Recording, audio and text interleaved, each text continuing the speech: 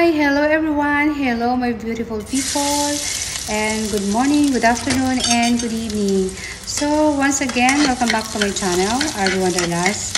So today we vlog is all about cooking. So yan. Let's cook the garlic and add on the onion. So today my menu is very simple, but for today my dish is I have meat in the fridge. So beef patties. So my beef patties is only 2 pieces. So I slice on six pieces. So again, all right, let's add on a little salt. So it's very easy and very quick. My meals for today. So I just add on carrots. So I have a carrot and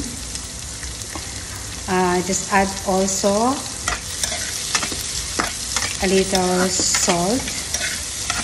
So my menu for today is carrot meat, beef meat patties, and mushroom. So that's it. So yan, let's add on the mushroom.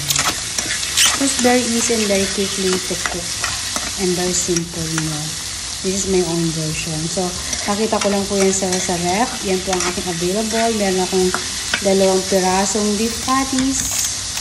So yung beef patties na is 2 pieces na, pero ginawa ko siyang 6 pieces para madami, diba? So ang kinalabasan niya is beef burger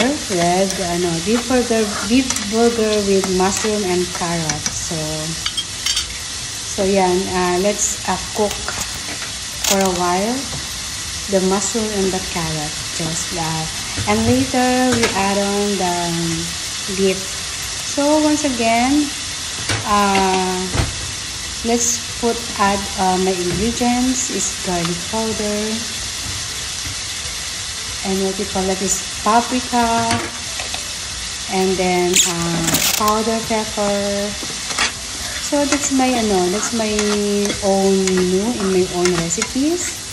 So I know you enjoy din sa aking nag-enjoy din kayo sa aking kung ano-ano lang na recipe, because that's my signature.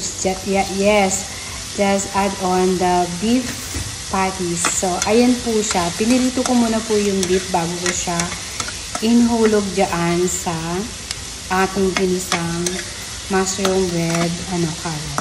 So let's it's very easy lang naman po ang aking mga menu, but full of love and made with love, of course. So just add on little water, and then let's boil.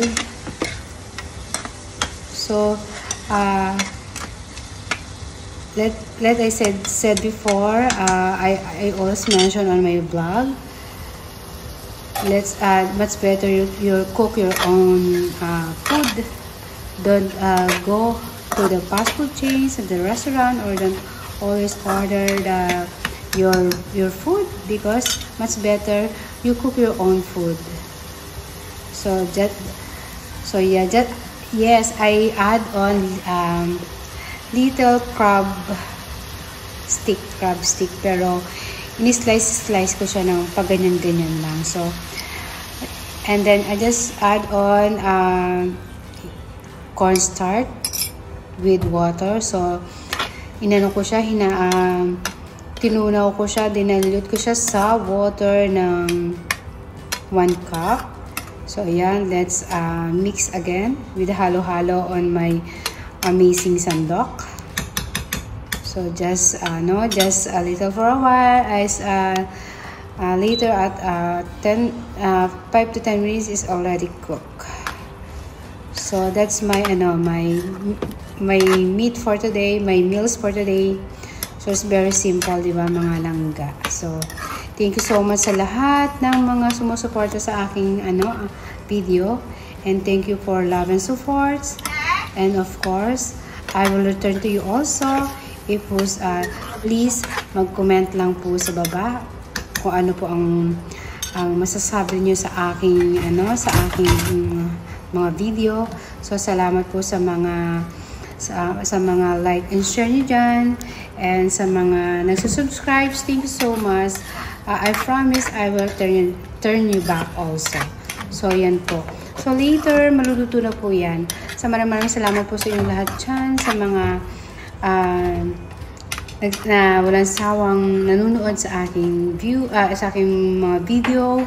Pero kahit po ganyan lang syempre I will ginawa ko po yan ng buong puso ko na para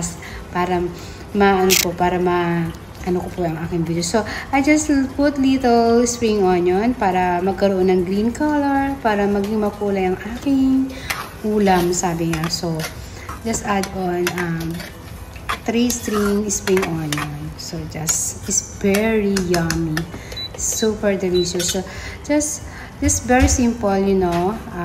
Sabi nga, pag ikaw ang nagluto ng sarili mong food at alam mo kung ano yung mga ingredient nilagay mo, is very simple. So just add on little sugar. So yan po ang pinaka pampalasa ko. Yan ang pinaka betching ko is sugar.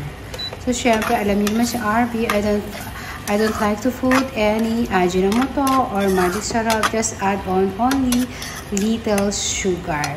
So yan po ang aking pampalasa. So let's yan na po, well done na po ang aking beef patties with carrot, with mushroom and crab sticks. So yummy. So salamat po sa inyong lahat dyan, and God bless. Take care po sa inyong lahat dyan. Thank you. Bye.